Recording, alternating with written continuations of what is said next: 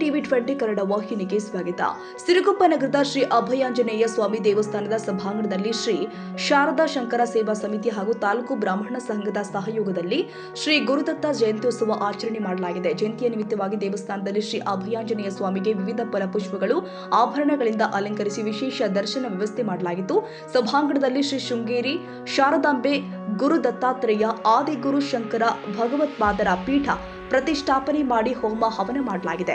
ದೇವಸ್ಥಾನದ ಪ್ರಧಾನ ಅರ್ಚಕ ಸತೀಶ್ ಶರ್ಮಾ ಸ್ವಾಮಿ ಮಾತನಾಡಿ, ಲೋಕ ಕಲ್ಯಾಣಾರ್ಥ ಹಾಗೂ ಸಮಾಜದ ಶಾಂತಿಗಾಗಿ ಪ್ರತಿ ವರ್ಷ ಶ್ರೀ ದತ್ತಾತ್ರೇಯ ಸ್ವಾಮಿ ಜಯಂತಿಯನ್ನು ಆಚರಿಸಿಕೊಂಡು ಬರಲಾಗಿದೆ. ಗಣಪತಿ ಪೂಜೆ, ಪುಣ್ಯ ವಾಚನೆ, ರುದ್ರಾಭಿಷೇಕ, ದತ್ತಯಾಗ, ಪೂರ್ಣಾಹುತಿ, ಮಹಾಮಂಗಳಾರತಿಯಂತಹ ಧಾರ್ಮಿಕ ಕಾರ್ಯಕ್ರಮಗಳು ಜರುಗಿದ್ದು ಭಕ್ತರಿಗೆ ಪ್ರಸಾದ ವ್ಯವಸ್ಥೆಯನ್ನು ಮಾಡಲಾಗಿದೆ ಎಂದಿದ್ದಾರೆ.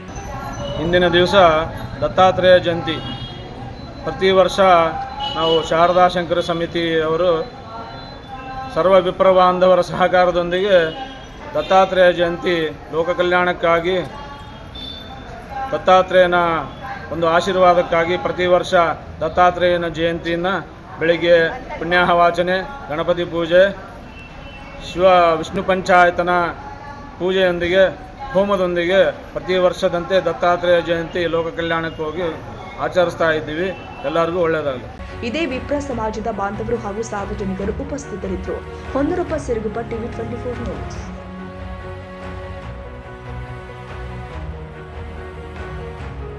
ಕನ್ನಡಿಗರ ಮೆಚ್ಚಿನ ನಿಮ್ಮ ಟಿವಿ 24 ಕನ್ನಡ ನ್ಯೂಸ್ ವಾಹಿನಿ ಇದೀಗ ಟಿವಿಯಲ್ಲಿ ಲಭ್ಯ.